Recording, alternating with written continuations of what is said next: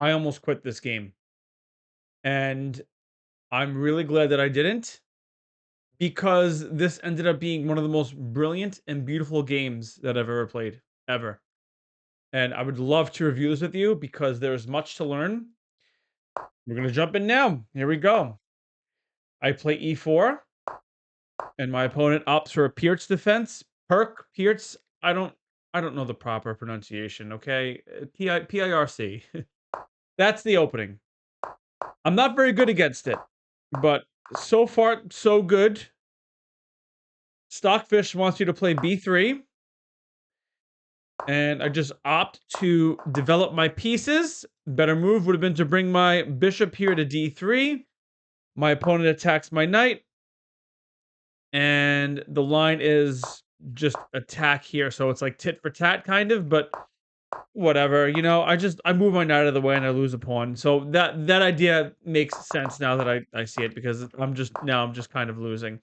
All right, so just following opening principles, I bring my queen to d3, and my opponent plays d5, allowing his bishop to come out. I undermine the pawn with a3. I bring my rook into the game. c4 to kind of break apart the center. I'm just totally losing here, and this is yeah. I hung my queen. I hung my queen here on this move, not realizing that I did that, and then my opponent didn't see it. Thank God. So I got away with that, but this was a really tough game for me. I should have lost. I should have lost, but sometimes in chess, if you're losing, your fighting spirit, not to get like anime on you guys, but like fighting spirit is something that people don't talk about in chess. And I think that it's a key to winning, not only in chess, but in life. And it's a skill you develop. And it's something that I have. I have fighting spirit. I don't give up very easily. I'm pretty resilient. And I'll post all the games that I can to show you that I don't, giving up is not always the best time to do that because you can win your games and you'll see how I win this one. It's actually really crazy. My opponent plays d7. I mean, this game is mostly ass. I'm just not really winning very well. I play e4 because I'm desperate. This is hanging. This is like it's just a mess. You know what I mean? And my opponent plays b5. I should have lost this pawn. I saw this, and I'm like, I don't really know I don't know what to do anymore. I'm just gonna lose. Um, and my opponent plays the best move. He pins my queen to my knight, and I go, okay, well, if you're gonna attack me, I'll attack you. And I make out like a bandit somehow. I have to give up my bishop, but I'm still in the game. I'm down 4.4 points. My opponent should have just traded. That would have been his best chances because I literally cannot come back from this. And the fact that he did not trade queen to me allowed me to come back. That's a learning lesson for you guys. So now we're fighting for this pawn over here. He brings his rook, attacking this pawn. I take a pawn. And this is where things kind of start to shift for me. So now I'm able to have some initiative on his king. I saw it, and I'm like, I'm going to pile pressure on this bishop. I don't know what I'm going to do here. This is all defended. It's all good. But now we really have to like double down on this attack. So that's what I do. I bring my knight into the game. I'm threatening this fork here, which is a crucial move. My opponent. So this is what would happen, okay? If we take here, then I was able to take his queen. And that's forced. I didn't see that though. Did not see it at the time. So I bring my rook into the battle. He attacks my rook. Best move to play here. And then he gets his king out of the pin. So it's a whole bunch of crap going on over here. I attack his queen. Okay. He blocks with his bishop, which is not the best move. And then I play a nice little fork. Now check out this crazy idea that I have. Okay.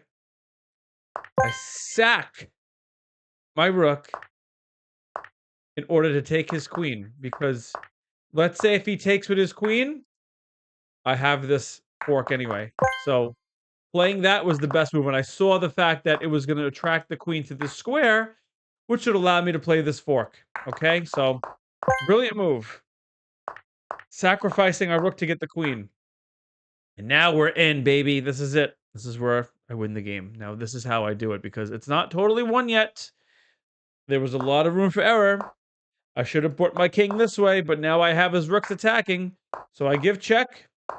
We go back, and then I see the brilliant idea to pin the rook to the king.